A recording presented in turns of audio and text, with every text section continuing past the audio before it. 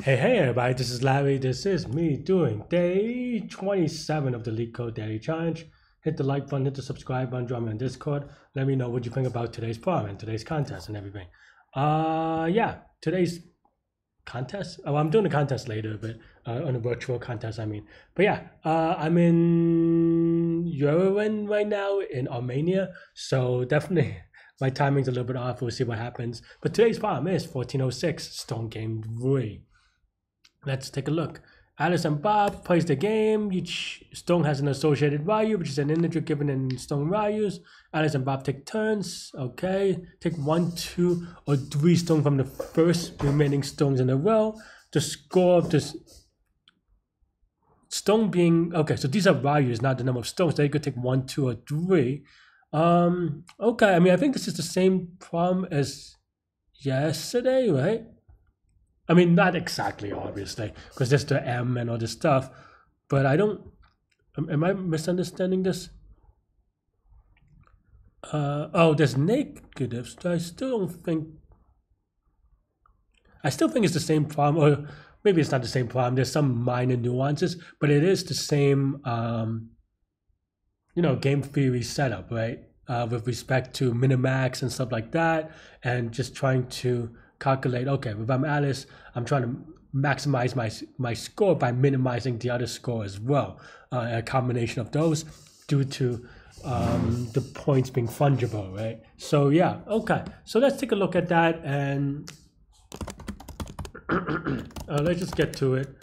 So we have the same problem as yesterday, right? So same setup as yesterday, except for we don't have M, we just have index, and for index, if index is greater than or equal to n, we return 0.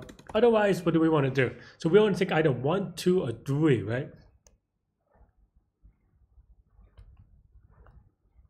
Yeah, okay. Yeah, I think, to be honest, not gonna lie, some of my confusion is that this is so similar to yesterday's that I'm just a little bit baffled, to be honest. Wait, let me double check the...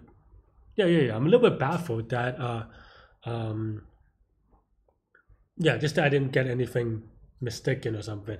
And kind of one interesting thing about it is that you can think about this almost like Fibonacci as well, right? Or Fibonacci in terms of complexity if you don't memorize, which we will obviously do. But it's just like, you look at, for every index, you just look at the 3 things, right? So you could write in a for loop, and you probably should write in a for loop, but you can even just write something like this, right? So you have stone value of 0, of index, sorry, minus, so this is tick 1, right? Tick 2 is equal to, I mean, you have to,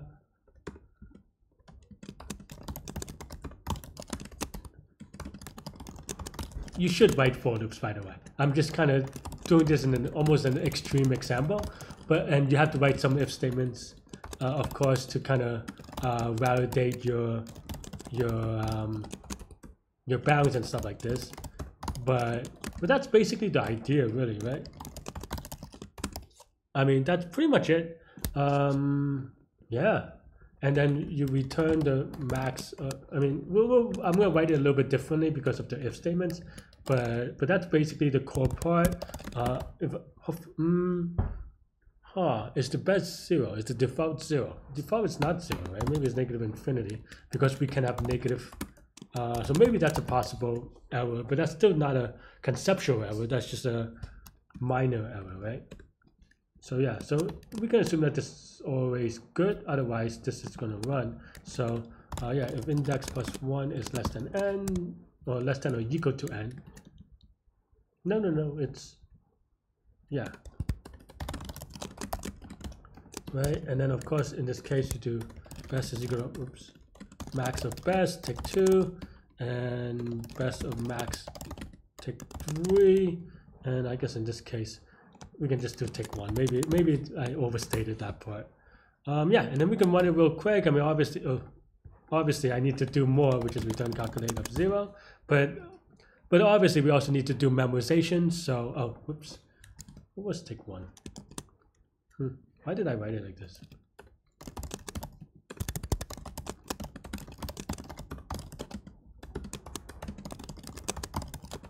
right?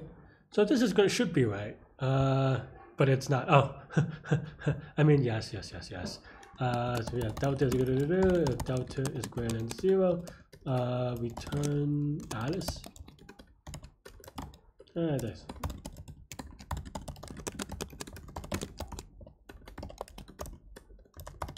Tide is it? Oh, tie.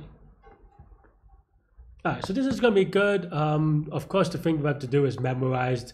If you remember your Fibonacci or Fibonacci, whatever it is, it grows exponentially. So you have to, yeah.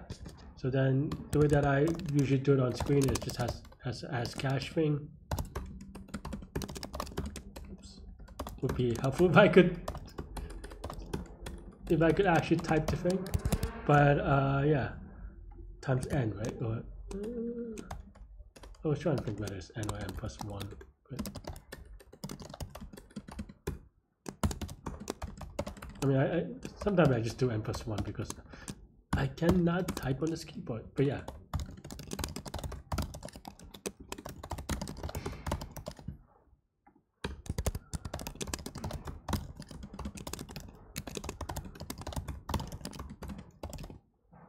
And that should be it.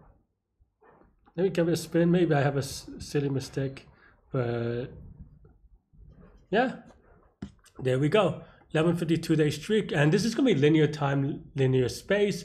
I mean, index goes from 0 to n, and yeah, and each input takes over 1 time. So total time, if I could type, is O of n. And also total space as well. And yeah.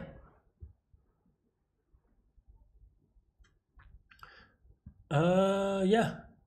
That's all I have for this one. Let me know what you think.